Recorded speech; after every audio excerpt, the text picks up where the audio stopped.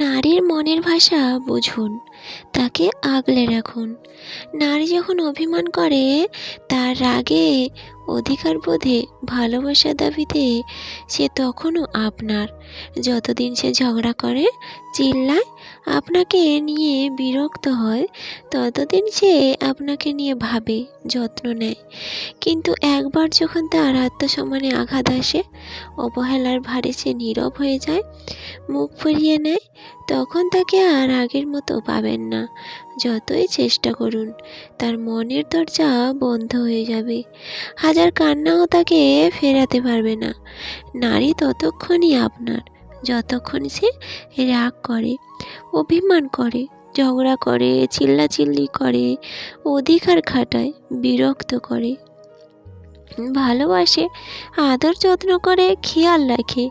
কিন্তু যখনই একবার আপনি তার আত্মসম্মানে আঘাত করবেন, ইগনোর করবেন, ব্যস্ততা দেখাবেন, অবহেলা করবেন দিনের পর দিন, তখন যদি একবার নিজেকে গুটিয়ে নেয়, আপনার সব কিছু থেকে সরিয়ে নেয়, একবার যদি মুখ ফিরিয়ে নেয়, বিশ্বাস করেন, তখন হাজারবার চাইলেও আগের মানুষটিকে আর ফিরে পাবেন না।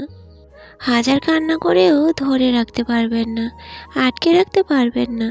ওই যে কথায় বলে না, যে নারী খোপার মতো বেঁধে রাখতে পারে, সে নারী খোলা চুলের মতো ছেড়েও দিতে পারে।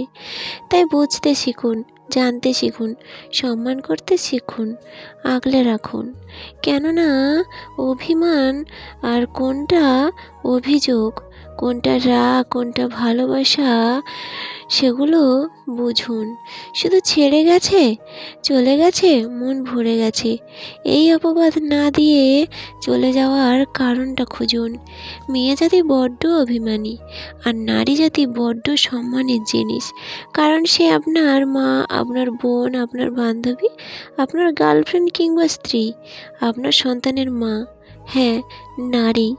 নারী ততক্ষণই নারী যতক্ষণ সে মমতা দেয়, রাগে, অভিমানে, ভালোবাসার দাবিতে, তবু সে রয় পাশে, অধিকার খাটায়, অধিকার চায়। ঝগড়ার মধ্যেও লুকিয়ে থাকে প্রেম। যতদিন সে চায় আপনাকে, ততদিন সে নারী অমল প্রেম।